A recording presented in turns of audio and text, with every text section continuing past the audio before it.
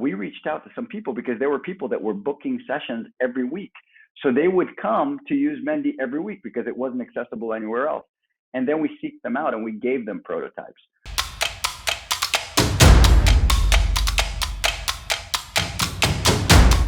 Great. Let's move now to the next chapter. So we have talked about how you invested in Menti, but how did actually or did the founders move from an idea to a startup? How did they validate the idea? So you spoke about that prototype that they built. You spoke about the encounter between both of them. You spoke also about the foundings that they got from official organizations.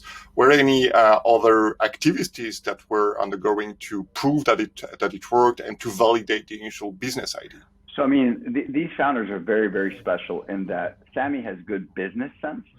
He's like a creative genius that kind of like has, and Rickard is about finding solutions to the most complex problems. He is one of the most incredible founders I have ever met in my life. And basically what they did is they're very scrappy and they're very frugal. And what they did is that with very little, they accomplished a lot. And they had built a relationship with Stockholm University, and they were running tests and they were validating the technology as it went along. And, I would get things like, oh, well, if this works, why aren't there controlled clinical studies that are published? And well, because it's new. It's just like these things to me are just so silly, the things that these people write. Now we do have studies and we do have, we apply open science on everything. And we have an open invitation to open science and to all the scientific community, to academia, to come in and collaborate, because that's the whole point, is that we want to learn. What is it? Why is it that all these people are saying that they're having all these benefits? Why is it that I'm sitting here saying that it did this and it did that? And why are there millions of people saying neurofeedback helped me with this or that?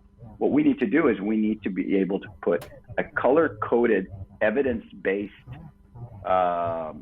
basically chart so that people can understand with an absolutely transparent, no bullshit approach why it is that things are happening and why it is that they're getting the improvements, what to be able to track those improvements.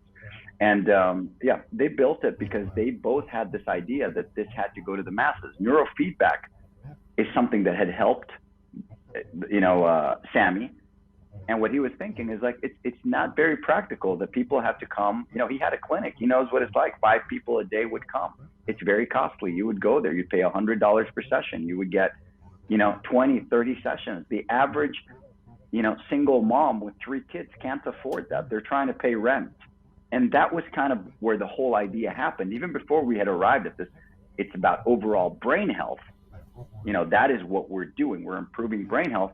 Back then it was just neurofeedback for the masses. And it was like, there must be a cheaper, better, more effective way for people to, in their own homes, without having to get in their car and driving. If you've got 4 kids and you've got all these things, that you don't have to, mortgage your house and able to be, to get some improvements. Yeah, were there actually prototypes that were built and were like distributed to beta users? 100%. So not only that, but when I joined as Menti CEO, there was an actual brain gym which had to get shut down because of COVID. So we had about 2,000 people use Menti. So basically this brain gym, which is, you can Google it. I mean, it's an actual gym with 6 tables where people would come and they would do Menti sessions. So people would book it online.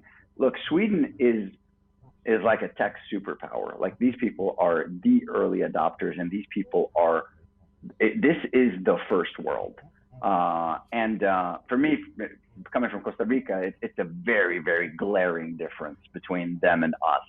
And obviously there are synergies and there is an overlap, but it's a very, very, very different ecosystem. And we had a brain gym where people would come, they would book it, and they would start training with Menti. And when we shut it down because of COVID-19, because of this terrible pandemic, what happened was that we reached out to some people because there were people that were booking sessions every week. So they would come to use Menti every week because it wasn't accessible anywhere else. And then we seeked them out and we gave them prototypes. And these people have incredible stories. Like these stories are just like, that's what gets me up in the morning. As I was telling you before the podcast, I usually get up earlier than I did today. But basically that is what keeps us going, because my story is very common, and there's even more exciting stories, and there's even more, and that's the whole thing. But yes, there were different iterations. So since I have been in the company, I have gone through 4 different iterations of Mendy, and the one that we're launching within a few weeks to 10,000 users. So we have 10,000 pre-orders that are going to be getting their products pretty soon. That's going to be the version 4 is what we call it. It's going to be just Mendy to them, right?